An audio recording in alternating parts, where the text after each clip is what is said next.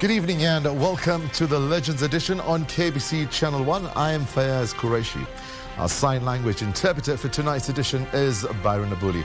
But first, a quick look at stories making headlines on tonight's bulletin.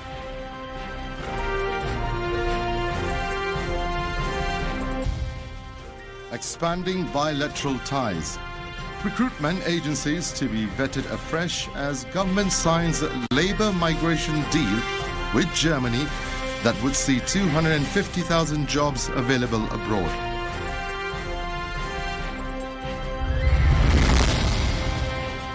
Government scorecard. Opposition leaders give a below-average score for government during its second year in office.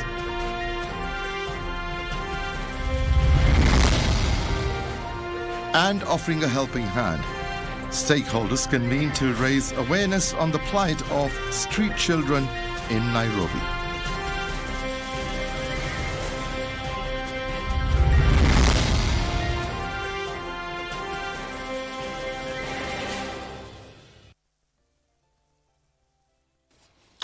Welcome back. Kenya is to undertake a fresh vetting of recruitment agencies as it implements the just-signed labour migration agreement with Germany. President William Ruto says that the move will curtail the exploitation of unsuspecting Kenyans eyeing job opportunities abroad.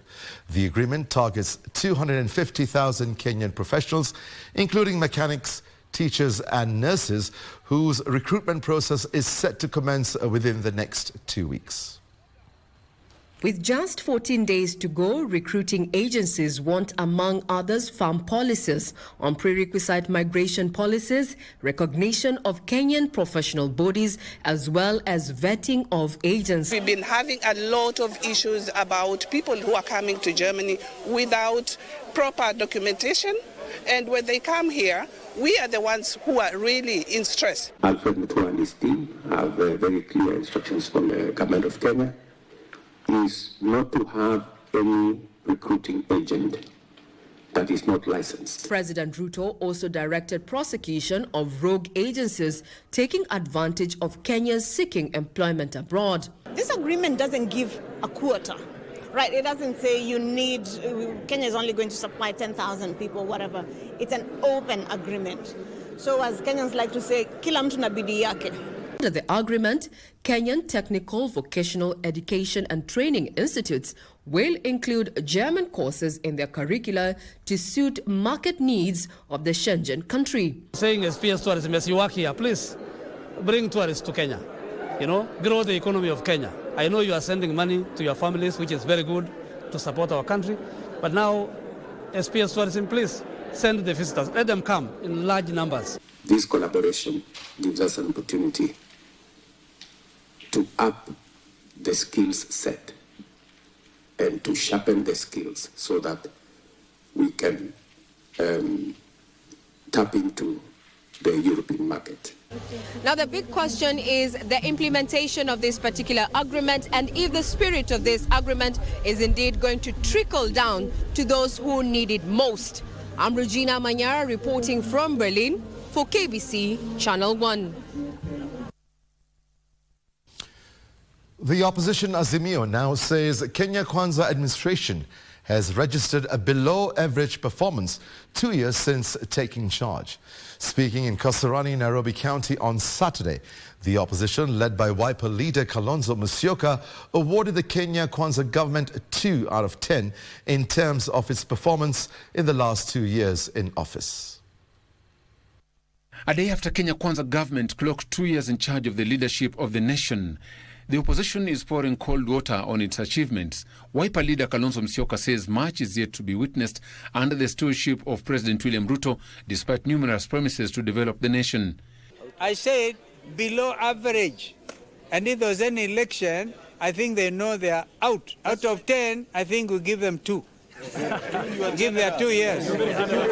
Kalonzo has further decried what he termed as the government's diversionary tactics to be held accountable for poor performance by stoking political divisions. Please don't be parochial. Mzee Kibaki will say you will be peculiar, behaving in a very peculiar manner.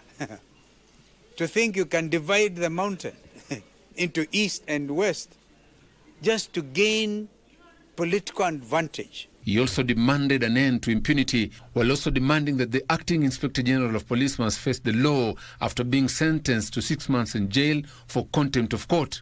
Impunity.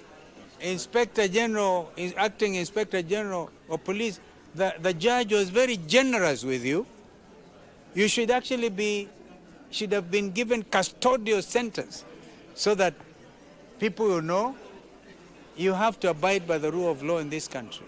Earlier on Saturday, Kalonzo visited the Nairobi's Wakulima market, where he vowed to move to court to stop any planned relocation of traders within the market. Watu wanatoka bichi zao kutoka Kinangop saa 8 usiku ili kuja kulisha Kenya. Kwa hivyo kuangamiza soko la wakulima ni kuangamiza maisha ya watu wa Nairobi. The delicate balance between the government's revenue needs and the citizens' willingness to contribute in form of taxes triggered an unprecedented turn of events that saw the government forced to drop the entire bill amid youth-led protests. The youth, otherwise known as the Generation Z, fashioned themselves as young, tech-savvy, patriotic Kenyans who took to the streets armed with phones, the Kenyan flag and white handkerchiefs, advocating for accountability. And as the government marks 2 years in office, our reporter Abdi Aziz Hashim looks at the intricacies that characterize the finance bill that saw the legislature and executive in a tight spot over the contents of the bill.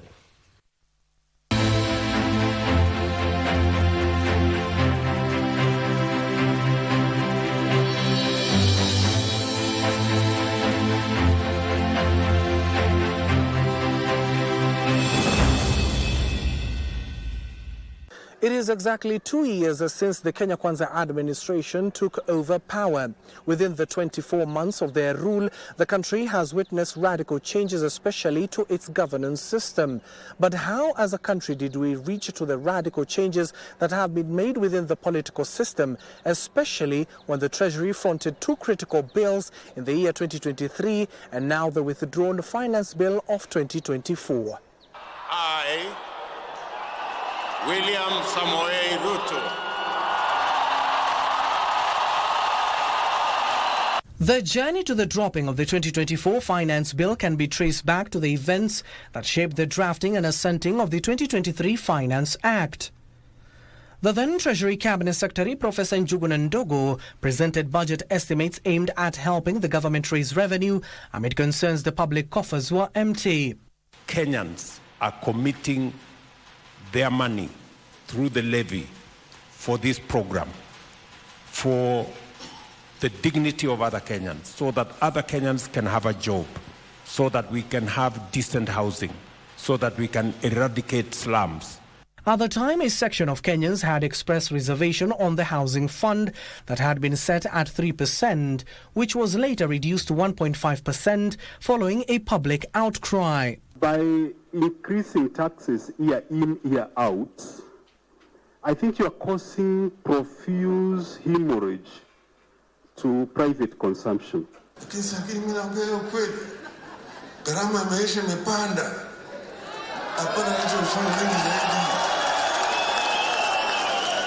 I have identified almost 20 areas to reduce taxes so that we can alleviate the heavy burden on the Republic of Kenya.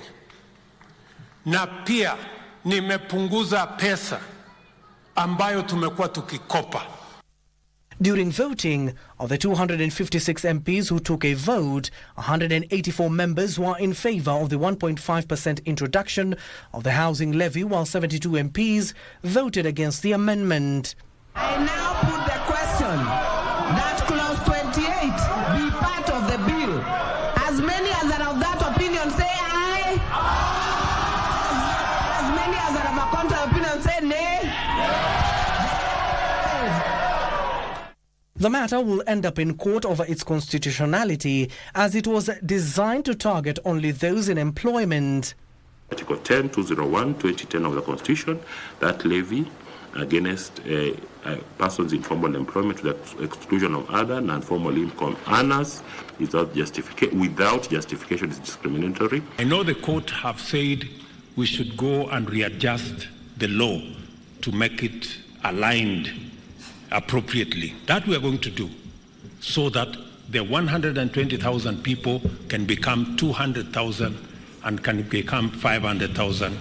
Fast forward to 2024, a different script from the 2023 Finance Act, but a similar reaction to it. This time, Treasury proposed various tax measures that will see an impact on basic commodities such as bread, vegetable oil, motor vehicle tax, sanitary towels and diapers. The finance bill will once again spark public debate. So it's not just that we are arguing for bread. I think Parliament should be especially cautious in a country where 30% of children under the age of 5 have shown persistent lack of food, which has led them to be stunted. Molo Member of Parliament Kimani Kuria, who is the chair of the Finance Committee, received views from the public on the removal of some of the clauses in the bill. We appreciate that this tax is quite steep. We look at the factors that insurance right now is going at 4 to 5% at a comprehensive level. Adding a 2.5% can be quite significant on taxpayers. Are the taxes we are paying going to what will benefit Kenyans generally, or they are misplaced and they are not put in a way that it comes back to me? Tunataka hii finance bill iondolewe kabisa, kwa sababu hata ile ambayo walipitisha last year bado inatukandamiza. Now the problem is nobody wants the budget to, okay, not this side, but the political side. This will culminate in a meeting with the president where it was agreed to scrap the proposal of 16% VAT on bread, excise duty on mobile money transfer, 2.5% tax on motor vehicles, and the taxes on diapers and sanitary towels. One of them is that we need to protect Kenyans from increased cost of living, and therefore the proposed 16% VAT on bread has been dropped.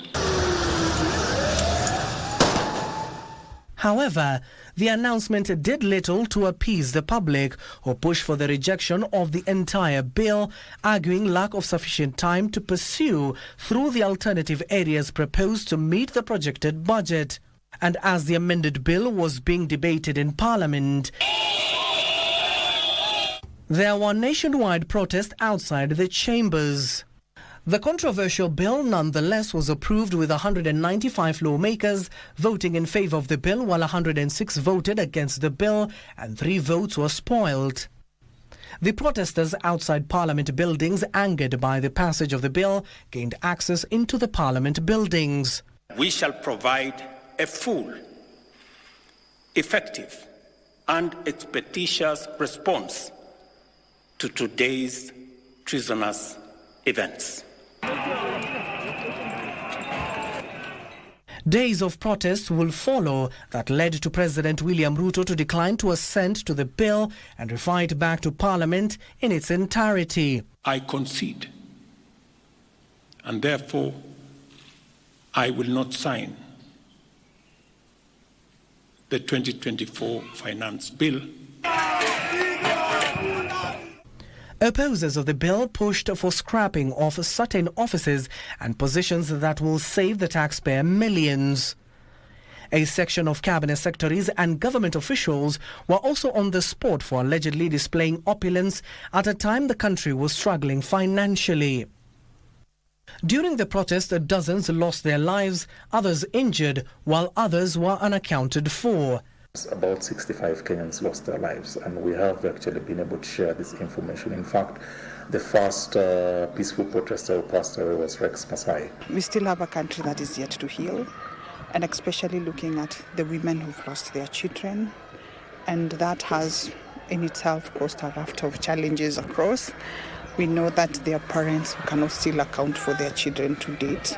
The president will later dissolve his entire cabinet, with the exemption of Deputy President Rigathi Gachagua and the Prime Cabinet Secretary Musalia Mudavadi. I have today decided to dismiss with immediate effect all the Cabinet Secretaries and Attorney General of the Republic of Kenya, of the Cabinet of Kenya. Further austerity measures were introduced to curb wastage. I am directing for immediate further austerity measures to reduce expenditure. With the Finance Bill 2024 withdrawn following countrywide protests, the government had resorted to use the Finance Act of 2023. However, that was faced with a lot of hurdles, where a similar case is before the Apex Court that is spearheaded by none other than the Chief Justice Martha Koome. The government fell back on the Finance Act of 2023, which is now a subject of court process amid queries on its constitutionality. Parliament is the weakest link in the efforts to democratize our society.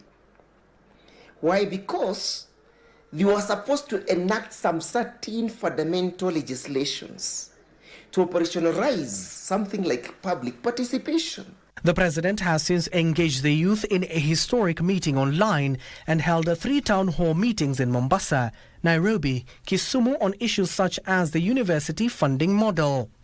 We must be bold enough to make the right decisions, because sometimes the right decisions are not very popular.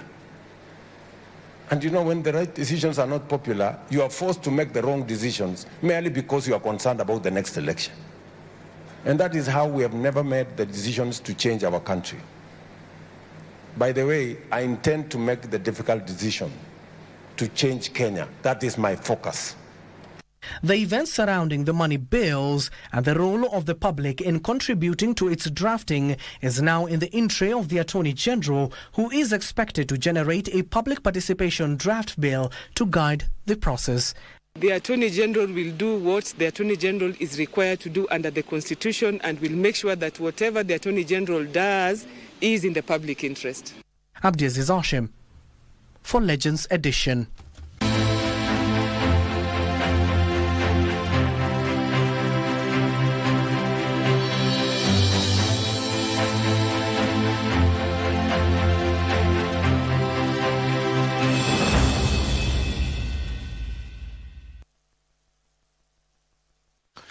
Sharp divisions continue to emerge in the Mount Kenya region days after a section of leaders from the vote-rich region endorsed Interior Cabinet Secretary Kithure Kindiki as their de facto link to the president. Elders from the mountain have come out to support the move, while others condemn the endorsement, arguing the divisions risk turning the vote-rich bloc into a laughing stock. Here is more on that with Gladys Mungai. We, as elected leaders from this region and its diaspora, on our own behalf and that of our people, unanimously resolve that our link to the national government to be the Cabinet Secretary for Interior and National Administration, Professor Kithure Kindiki. This is a pronouncement made by a section of leaders from the larger Mount Kenya region that is seemingly intensifying alleged emerging cracks in the mountain. Days after a section of leaders endorsed Interior Cabinet Secretary as they are linked to the presidency, a section of residents from the Mount Kenya region have faulted the 48 lawmakers, saying the move will further cause divisions within the region. Sisi hatuna shida na spokesman, lakini tuko na shida na kwamba ma-MP wanaweza kupatana 48 kuja hapa kusema maneno hayana maana, na hawa wananchi hawa wengine hizi bodaboda wafanyabiashara kama hawa kuwapata, hata kupata huyo hapa Wachira Karani inawachukua karibu miezi 5 mtu kumuona MP. Ningependa watu wakiongea jambo waseme ukweli, na waseme ukweli ambao unaweza thibitishwa. But in a rejoinder, elders from Mount Kenya East have thrown their weight behind the endorsement of Kindiki as the de facto link to the president, terming the move strategic.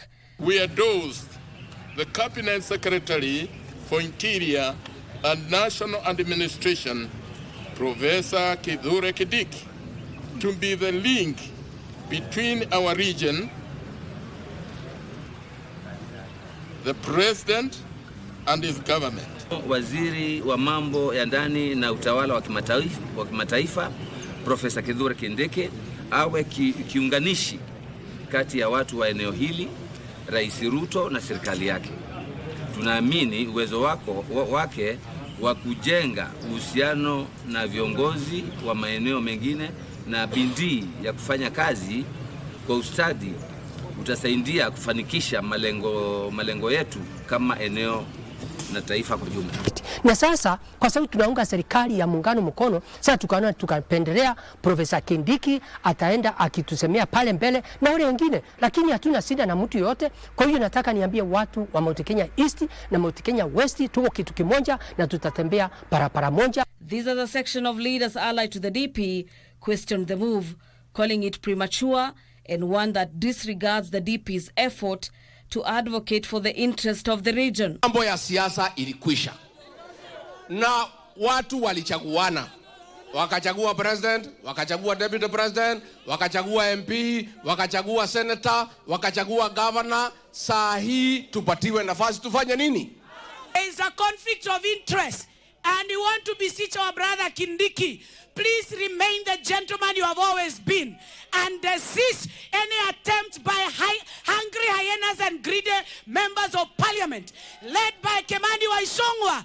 Kataa mwito ya tumbo na siasa za tumbo za kuuza jamii yetu.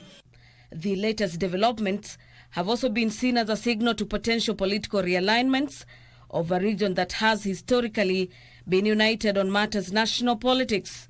For Legends Edition, I'm Gladys Mungai. A section of leaders from Wajir and Mandera are demanding that security agencies urgently investigate the abduction of the member of County Assembly for Dela Ward, Yusuf Hussain. Led by Wajir County Assembly Speaker Abdullah Yusuf, they say they are confident that the security apparatus will unearth the whereabouts of the missing MCA. The Dela Ward MCA was abducted while on board a taxi along Enterprise Road in Makadara, Nairobi County on Friday the 13th of September 2024 at about 9 p.m. by unknown persons. Because it's 17 hours since he was arrested, he was abducted, and his traces of whereabouts is until now is unknown. Therefore, we urge the government agencies to produce the honorable member before Monday in court. Whether the abductors are state officers or the abductors are criminals, and to that matter, we are not aware of whether he is alive or he is dead. So we are appealing to the National Police under the Acting Inspector General to produce our brother, and if there is member for Dela Ward was abducted by security agencies and he is suspected of any criminality, as the law dictates, let him produce him in a court of law and let him defend himself in front of a judge. We want to know where is Mr. Yusuf is. It is very unfortunate at this century to always realize, because this issue of abductions become rampant in our country nowadays. If the abductors are not security personnel, it's important that the police carry out a thorough and urgent investigation into the abduction of the honorable member and release him from the jaws of the abductors.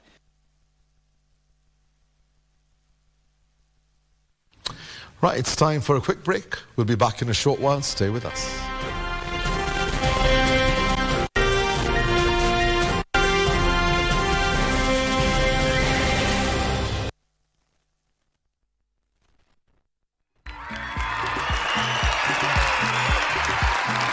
Officially, the draw date ya multiplayer ni tarehe 6 mwezi wa Oktoba.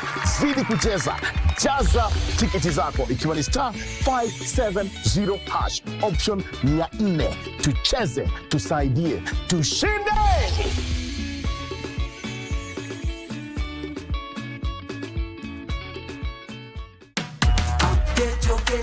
Ni aje mam, umeupdate token meter yetu? Ai, kuupdate token meter yetu? Hiyo ni nini? Acha nikuchanue mam, leta simu yako. So, kuna hii text tulipata from Kenya Power. Kwa hiyo text kuna code 2. Weka code ya kwanza ku reset token meter. Alafu weka code ya pili ku update token meter. Haya, ni hivyo tu.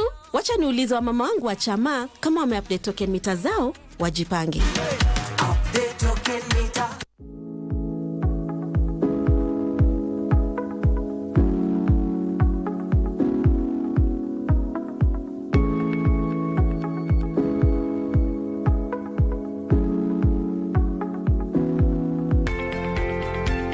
the second leading cause of cancer deaths among women in Kenya. What cancer does is your normal cells grow and outgrow. They proliferate, grow really, really fast, you know. Imagine like when your tea is boiling and it just flames up. And that growth overwhelms the blood supply, so tissues begin to rot and fall off.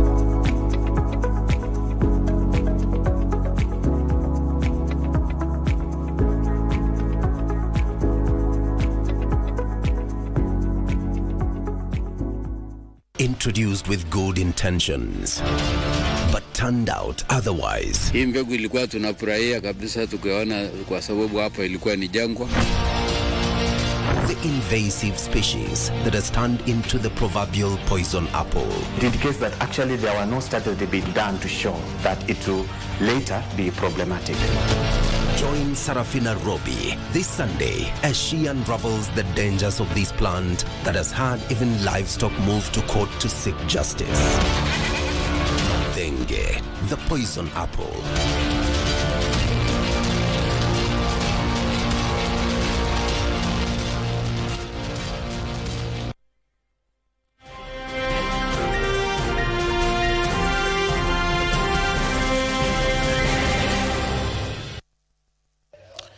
Welcome back. Nairobi is experiencing a sharp increase in its population of street children, with recent figures indicating that more than 30,000 young residents are now living on the streets. This marks a significant rise compared to previous years and highlights an escalating crisis in the city.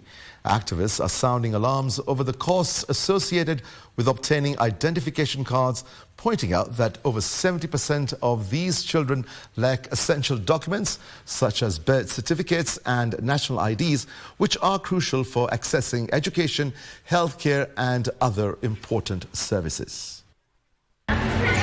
High poverty rates, rampant unemployment and the disintegration of family structures are all contributing to the surge in street children in the country. Data from the Ministry of Labour and Social Protection indicates that the number of street children has more than doubled in the past 5 years. However, funding and resources for rehabilitation programs remain critically insufficient. Despite these challenges, organizations like Blossoms of Ghetto are making a difference. Peter Kimani, a former street kid and leader of Blossoms of Ghetto, organized an event to support around 500 street families. Kama siku ya leo ilikuwa ni birthday yangu na pia watu wote wamezaliwa September na pia tumekuwa tukicelebrate watoto wa street. Tumewapea chakula, lakini chakula sio the main focus kwa sababu chakula unapewa mtoto leo, kesho atahitaji chakula tena. Street family imeongezeka mara 2 ya venye inakuanga. Hii place tulikuwa tunafeeding watu 200 300. Leo tumefeed almost 1000 plus. Namba imeshoot mara 2. Tangu hizi maaslamu zibomolewa, hao watoto wameongezeka wakakuwa wengi kwa street. The event was also dedicated to Kiki, a 60-year-old advocate for street families who recently passed on.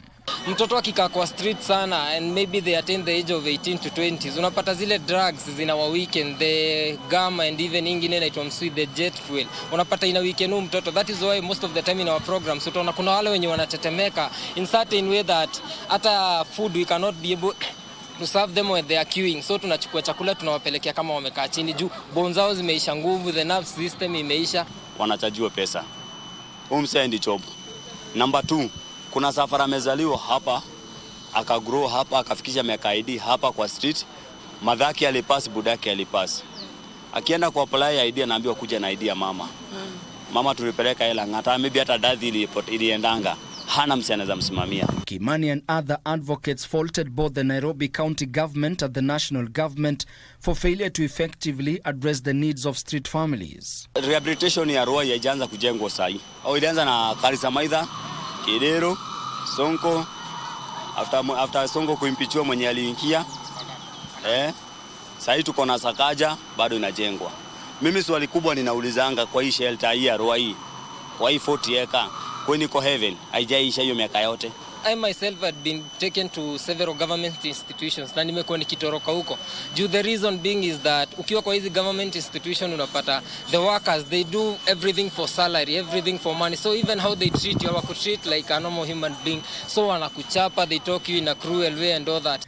As Nairobi street children continue to face these significant challenges, the story of Peter Kimani and Blossoms of Ghetto serves as both a beacon of hope and a stark reminder of the urgent need for systemic reform.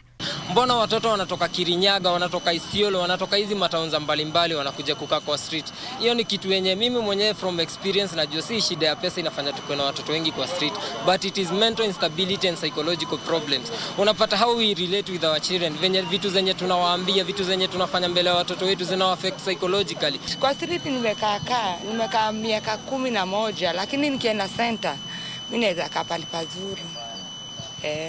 Lakini mimi niko kwa street, lakini mtoto wangu ako children's home. Hata makaro walikuja hapa, sisi ni wagondi, sisi masafara. Wanatumada kazi ya bure, unaona? Lakini tunaomba serikali ianze kutusaidia, tuweze kutoka kwa ile base, unaona? The call for comprehensive and sustained intervention from both the government and the community is louder than ever. Ben Chumba, Legends Edition. A family from Naivasha, Nakuru County is appealing for financial support to facilitate their kin's treatment. Daniel Karyunga, a 19-year-old, was struck by a rare disease that has paralyzed the lower body and left him bedridden. The family that has now suffered triple tragedy following their mother's passing on and a partially paralyzed father say they are unable to fend for themselves. Karyunga now needs 800,000 Kenyan shillings to undergo the treatment. According to Daniel Karyunga, who was a fruit vendor, his trouble started in January when he experienced pain in the back that later escalated, affecting his walking, with many of his customers accusing him of being drunk. Kutoka hapa sijisikiangi. Nasikianga tu mimi niko kutoka hapa hadi hapa. Kutoka hapa kuenda huko mimi sijisikiangi. Nasemanga sina mwili huku chini. In March, the body could no longer hold together, affecting his walking ability. This forced the family to seek medical assistance, only to be told of growth in the back and the lungs. Sasa wakaniambia lazima nifanyiwe surgery. Hii surgery nafaa nione neurosurgeon. The family says they have exhausted all their financial resources and are appealing to any well-wisher to help them raise 800,000 Kenyan shillings to facilitate his treatment. Mimi ningeomba tu kwa unyenyekevu kama Mungu nisaidia nipate matibabu. Tukipata tu mtu watu wakuje tu wamshughulikie tu watusaidie, sababu sisi tumefika mwisho, hatuna namna. Pesa amekula amemaliza, hatuendi kazi. Ile kitu ya muhimu kwanza, hatuendi kazi. Nilikuwa naomba mwenye anaweza kutusaidia, mwenye tu ataguzwa na Mungu atusaidie tu juu kijana anaumia sana. Naomba tu unisaidie. The family's woes doesn't end here. In March, their father, the family's sole breadwinner, was admitted in Nakuru Provincial General Hospital for specialized treatment following a hippo attack while fishing in Lake Naivasha that left him partially paralyzed. To help the family, you can channel your financial contribution through the father's cell phone number, that is 0705 04 6326. Opito Chemtai, Legends Edition.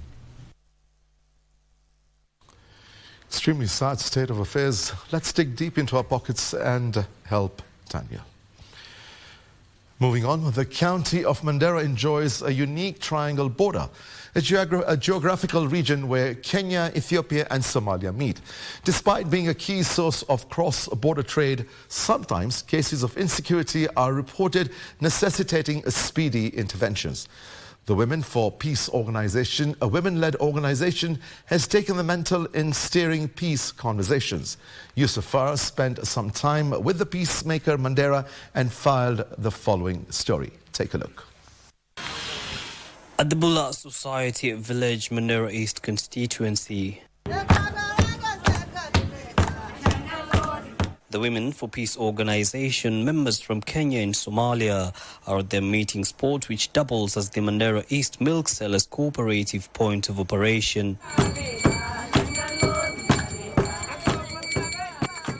They enjoy each other's cultural songs shared between the community, separated by borders but united in a common call for peace. What started as a welfare group in the 1980s is now beating the regional norms and is now seeing border county women taking charge of peace-fostering conversations. So what made the women decide to step in and steer peace conversations among the border counties of Kenya, Somalia and Ethiopia?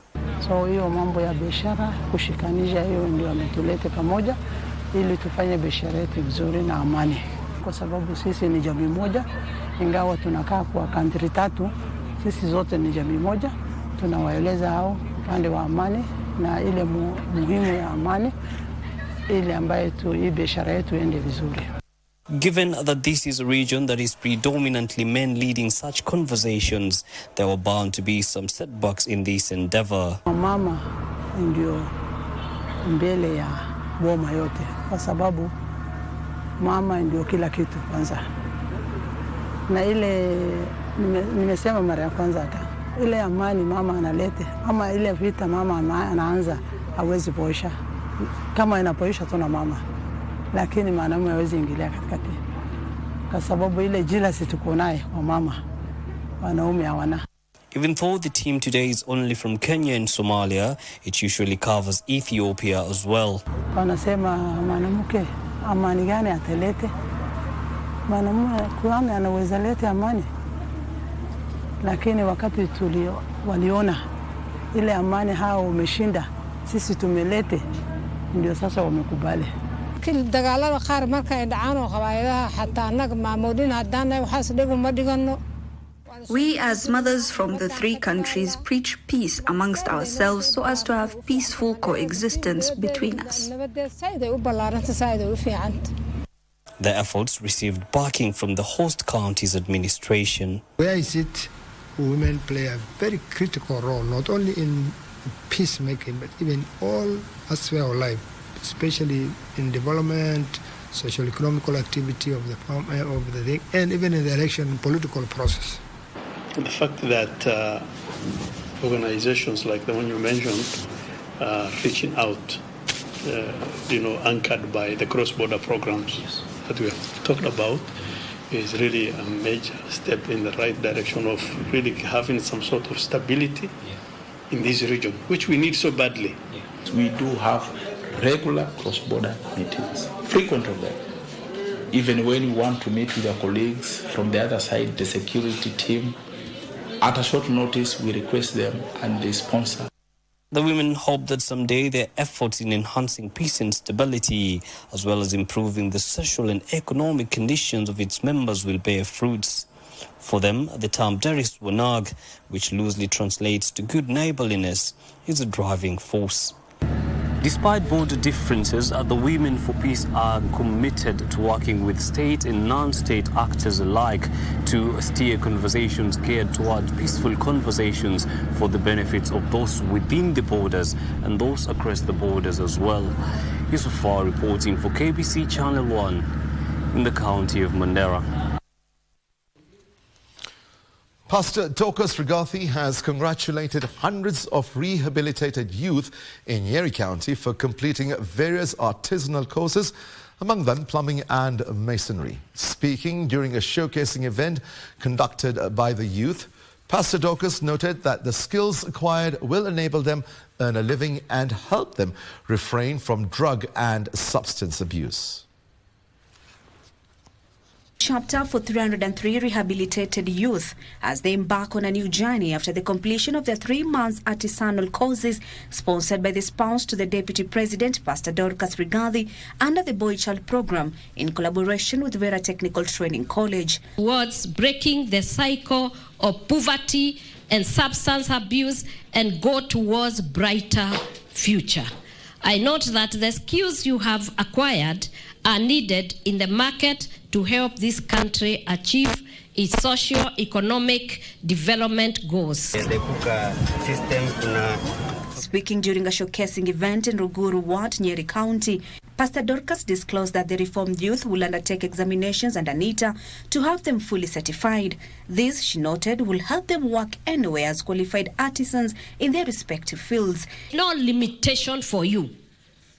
All you need is to be very deliberate and very intentional while working around your destiny, like you have done in the last 3 and close to 4 months.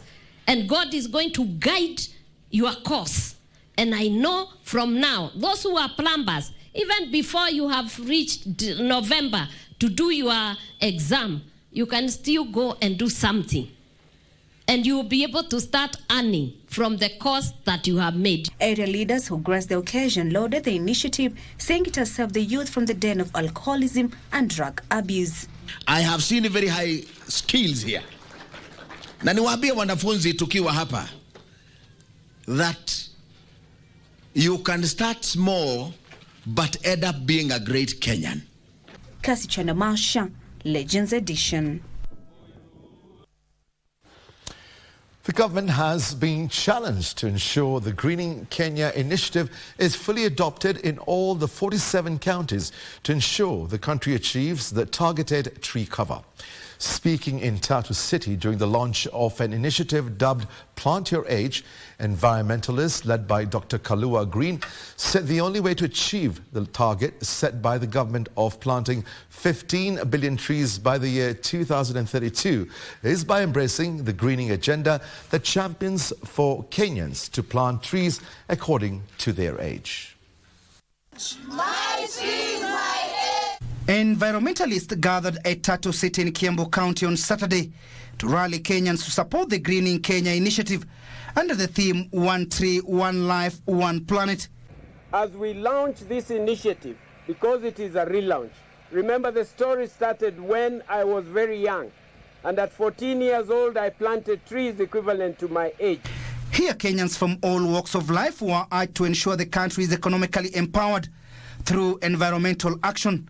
The project and what we are doing to significantly increase our reach to impact, aiming a very targeted figure of about 20% of the global population is our initiative, and what we are targeting will be about 20% by the end of next decade.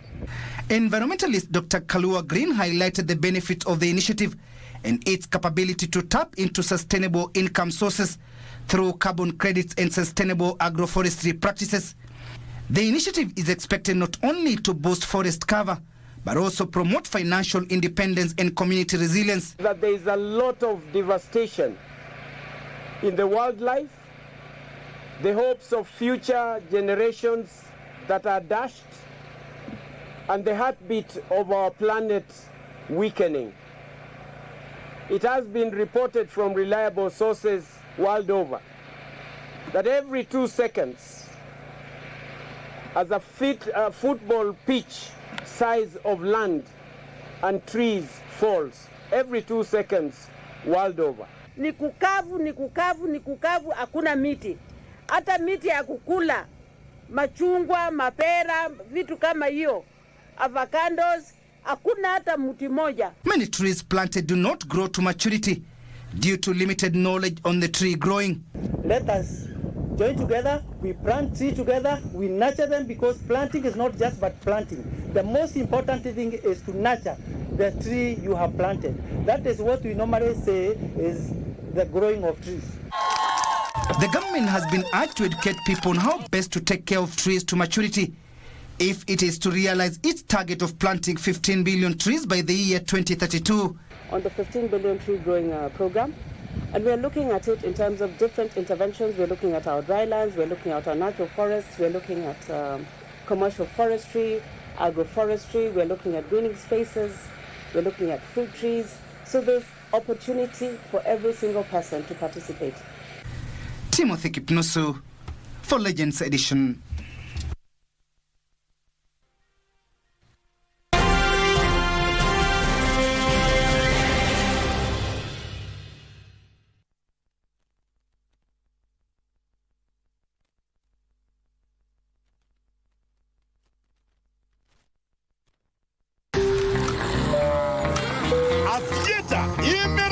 imeunganishwa. Sasa kuna njia mpya na rahisi ya kucheza avieta. Dial *419# kwenye simu yako na ucheze wakati wowote. Kasichana, tena na mangais. By the way, usifanye mwanaume afanye uli hivi. I know you love him, Jane.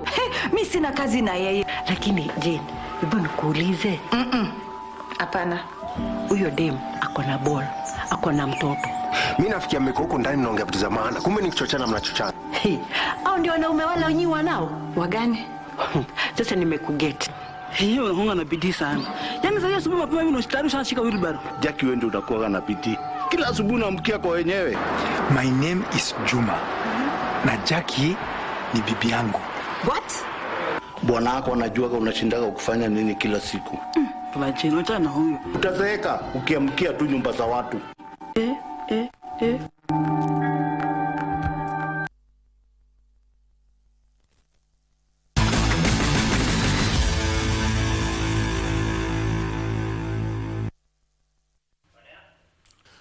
Right, Topi Liambila is all set with the latest in sports. Over to you, Topi. Thank you, Fayyaz. And as usual, we've got again a big lineup of great sporting events, both on the local and international scene. Starting off with the football, debutants Kenya Police FC will face an uphill task in the return leg match on the CAF Confederation Cup second preliminary round against defending champions Zamalek of Egypt after losing the first leg 1-0 at the Nyayo National Stadium in Nairobi today. Some of the action. Kenya Police wasted several clear-cut chances before they were punished by the Egyptians courtesy of Abdallah's side, who opened the scoring for Zamalek in the dying minutes of the first half. Abdallah Saeed min al-Imperator ila Abdallah Saeed. Kenya Police FC booked a date with the Egyptians' giant Zamalek after beating Ethiopia's Kofi SC 1-0 on aggregate in the first round, while the Egyptians' giant Zamalek were given a bye in the preliminary round. The return leg will be played on September 20th in Cairo, Egypt. Actually, it was a forced strategy because it was the best way. We were pressing in the wrong way. So it was better to drop the players, keep the lines together and don't give spaces between the line. But Police play really well. Tulipocheza hapa na mwana Ethiopia, Ethiopian Coffee, hatukuweza kupata labda matokeo mazuri hapa nyumbani. Tulienda sare tasa, lakini tulipokwenda kule Addis Ababa, basi tuliweza kupata ushindi, na imani kwamba vijana ambao tuko nao jinsi wamecheza leo, mpinzani pia vile tumemtathmini vizuri, kuna uwezekano mkubwa. Kwa hivyo hatuwezi tukakata tamaa kabisa mpaka ile dakika 90 ambayo tutacheza kule Cairo iweze kutimika. Meanwhile, Kenyan champions Gor Mahia will face CAF Champions League record holders Al Ahly tomorrow in their first leg match of the CAF Champions League second preliminary round at the Nyayo National Stadium. Gor Mahia qualified for the second round after humbling South Sudan's El Merreikh 5-2 on aggregate, as defending champions Al Ahly got a bye in the first round. From Brussels, Olympic 800-meter bronze medalist Mary Moraa ended her season with an impressive 800-meter victory at the final Diamond League event in Brussels, Belgium. Meanwhile, a former world under-20 champion Amos Serem won the men's 3,000-meter steeplechase final. Let's take a look. The 24-year-old Moraa braved off stiff opposition from Great Britain's Georgia Bell to take the win in a season-best time of 1 minute, 56.56 seconds. Bell came in second, while Jamaica's Notaya Gule Topin settled for third position. The victory was her second in the Diamond League final after taking the win in 2022 and culminated a powerful end to her season of securing wins in Lausanne and Zurich. Mary Moraa fighting to get away from Bell. She's got a 2-3-4 meter lead now. Mary Moraa finishing extremely well and extremely quickly, 1:56.56. That's a good time, certainly given the fact that she allowed Bell to go straight past her with... Well. Former world under-20 champion Amos Serem dominated the men's 3,000-meter steeplechase final. The Kenyan beat Olympic champion Sofein El Bekali, who finished second, while Tunisia's Mohamed Janoui completed the podium positions. Kenyan athletes failed to sparkle in the men's 5,000 meters as Ethiopian athletes dominated the race. To Kenya, I know now Kenya are happy because we have gone with this steeplechase. No, always this triple jerseys belongs to Kenya. Then, to me, I will say I'm happy I've run with Al-Bakali, which is our Olympic champion in Paris. And today I beat him. So I'm happy today, yeah.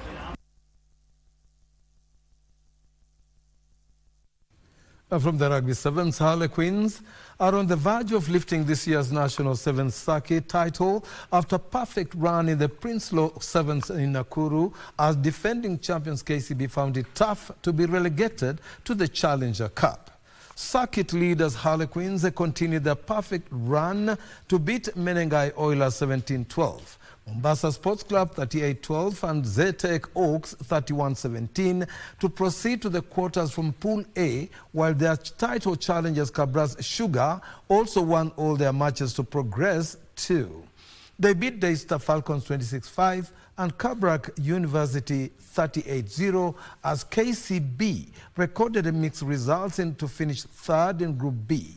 KCB beat Mwamba 15-0 in the first match before they lost 2021 to Nakuru RFC to end the day with a 7-all draw against nondescripts. In what turned out to be tough outing for them, Strathmore Leos led Pool C with 9 points to proceed to the quarter-finals. Some of the action from Nakuru. I don't know just what happened to them, but it's something that they need to learn very fast and get over it, because the way we want to play and the process that we are looking before us. So there are things that we need to be doing very right at the beginning. It's been a circuit of valleys and hills, because we've had high moments and low moments. And since we didn't start off well because of the preparation and whatnot, I would say we really tried our best.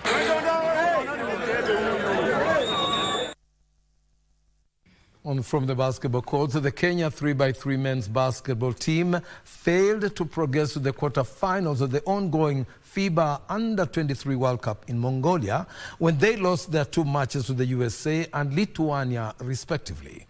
Back in Kenya, over 30 women basketball players from different clubs who took part in the basketball mtaani training at the USIU basketball court graduated today at the same grounds. Let's take a listen. The Kenya 3x3 basketball men's team lost all their matches today in the Under-23 FIBA World Cup. USA beat them 21-10, while Lithuania subjected them to another defeat of 21-15, which saw them fail to progress to the quarters. Meanwhile, USA representative and former basketball player Freeman Cortland stated that the initiative will go a long way in promoting the sport in the country and creating awareness to women in sports. I think it's fantastic. Empowering women, young women, using sports. Sports diplomacy, I think, is an area where we can foster further growth and cooperation. He also hailed the team for maximum cooperation, adding that the training will now be introduced at the grassroots levels so that they can scout for talents across the country. Grace Kiraguri, the director of Basketball Mtaani, said the initiative has created awareness of social responsibility as well as imparting life skills to the participants. We are expecting, first and foremost, to see these basketball mtaani athletes going out there and championing change for women, because they have truly been empowered. And that's not the end. We begin a program as the embassy. We want to see it through to fruition. It has been amazing, awesome, fun, the best. I'd say it is an empowering program. It has helped us a lot. It has helped us grow, develop. It has been an amazing journey. Over 30 women basketball players drawn from different basketball clubs in the country took part in the training sessions. From hockey, Kirinyaga Knights men's hockey team beat Nyari hockey team 2-1 in one of the Kenya Hockey League matches played at the Impala Hockey Club here in Nairobi. They took charge of the game from the start to take a 1-0 half-time lead before Nyari equalized after the break. Kirinyaga Knights fought back to grab the winner before matters ended at the Impala grounds.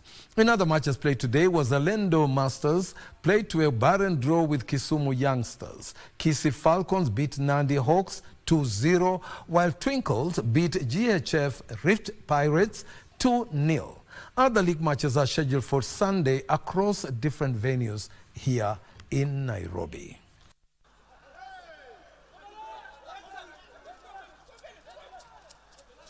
From Nairobi volleyball, Hazina and Babadogo men's volleyball teams are through to the last 8 at the Mock Nairobi volleyball tournament, which was held today at the Jamhuri High School. Hazina beat Shauri Moyo by 3 sets of 25-18, 25-11 and 25-21, as Babadogo volleyball team beat I&M Bank by 3 straight sets, 2. And so did Bunge men's volleyball team against NTTI, as Vikings beat Asula Plastics 3-1. In the ladies category, Bunge FC, however, lost to Postbank, who beat them by 3 straight sets, as Babadogo beat Asuta Plastics by a similar margin. The tournament, which was organized by the Nairobi Volleyball second Vice President Tom Mook, will come to an end tomorrow, with the winner walking away with 20,000 Kenya shillings. Let's take a look. Come next year, God willing, we'll have a big event, a bigger one. So we are praying that if things will go well, we have the second edition, which will be better than this one. We want to make it open so that other counties to participate. The secret behind everything is we have a combination of everyone in Nairobi. And we have everyone from Mount Elgon, Mount Kenya, Lake Region, Rift Valley, name it. And when you have that kind of blending, this one gives us results.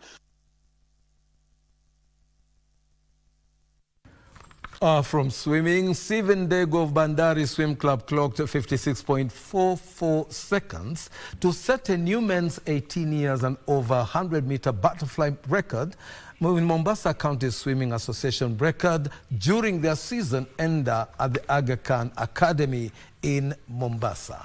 Let's take a look. Steven Degwa shattered the previous record time held by Issa Abdallah of 57.45 seconds he set on May 30, 2014. Degwa said he was happy to have succeeded in breaking the record and is now planning to work harder and break more records. His only opponent in the event, 26-year-old Ibrahim Iqbal Mohammed, who entered as an individual entrant, returned 1 minute 46.13 seconds. Ndegwa also won the 50 meters freestyle after clocking 24.07 seconds. I just broke the 100 fly record. I'm happy. I knew I could get it.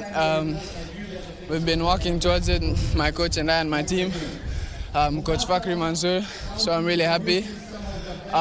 When it comes to the event, it's been going well. I've gotten a couple medals. I've gotten close to a couple more records. Targeting them next gala, I guess.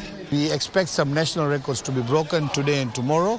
We already had one broken. Our MCSA record, which was standing for 10 years, was broken in 100-meter butterfly yesterday, and we're still expecting some more records to be broken here. In the boys' 1,500 meters freestyle, 16 to 17 years, Hashim Sheikh of Bandari Swim Club emerged the winner after clocking 2 minutes 30.89 seconds, followed by 2 Mombasa aquatic swimmers, Hamed Hawadh and Amza Mohammed, who settled for second and third positions respectively. In the women's category, Maria Bianchi of Blue Ocean Swim Club maintained her prowess by winning the 18 years 400 meters and 50 meters freestyle events respectively. The swimming championship attracted over 200 swimmers drawn from different clubs in the country. And all the way from Mandera, Tiger Traffic FC defeated White City FC 3-1 in a penalty shootout to win the Ismail Maalim football tournament in Elwak, Mandera South Sub-County. Tiger Traffic FC pocketed 200,000 shillings for the win, while White City FC, who were the first runners-up, walked away with 100,000 Kenyan shillings. Bula Dana FC received 50,000 shillings after finishing second runner-up. Abdulahid Karo was the top scorer, while Abdulhamid Carlos was named the most valuable player. Second phase of the tournament is set to take place during the December holidays and will attract teams from Mandera East, Mandera North and Lafay sub-counties. Some of the action. Our ministry is mandated to develop the talent of the young people, both in sports and in creatives. This we do in collaboration with the Ministry of Education because we believe the young people are domiciled in schools, and therefore schools are where those talents are. And for us as a ministry is not only coming here to play the tournament, we send our scouters, our coaches to come and identify these talents for further development through our Kenya Academy of Sport. And over on the international scene, the Netherlands and Japan advanced to the quarterfinals of the ongoing FIFA Under-20 Women's World Cup in Colombia after winning their respective round of 16 matches. The Netherlands beat France 2-1, while Japan overcame Africa representatives Nigeria by 2-1. Stoit is in for the equaliser, Balazs, and it drops beautifully for yet Van Bayern, and the Netherlands are level. Terrific pass, it's Fleur Stoit! Is that the goal to take the Netherlands to the quarter-finals in the first half of extra time? Under the English Premier League, new signing Matthijs de Ligt scored his first goal for Manchester United as the Red Devils registered a commanding 3-0 victory away at Southampton. Erik ten Hag's side went to the recent international break on a low after they were comprehensively beaten by Liverpool in their last league game. Looks like the hopes are turning for the better. Matthijs de Ligt. 2 minutes. And that is a wrap from the sporting scene. I hope you guys enjoyed it, and we'll be back again for the Legends edition next Saturday. But remember, throughout the week, KBC, your true sports partner, will be bringing more of the sporting action in the week. Of course, remember that after this, before I hand you over, I know Fayyaz is waiting, and also today he says he brought his dancing shoes. Bridge over Congo, Patro, Kibangu is around with Winnie Marie-Jose and DJ 254 Extra Salim. They're on hand after this break. After the news bulletin, we'll be over to the Bridge over Congo Rumba. Tonight, I'm Topi Liambila signing off. Wow, Topi in a very, very exciting mood tonight, presenting the latest in sports. Thank you very much, Topi Liambila. Well, that's all from our newsroom. I am Fayyaz Qureshi. Our sign language interpreter for tonight's edition was Byron Abuli. Have a good night.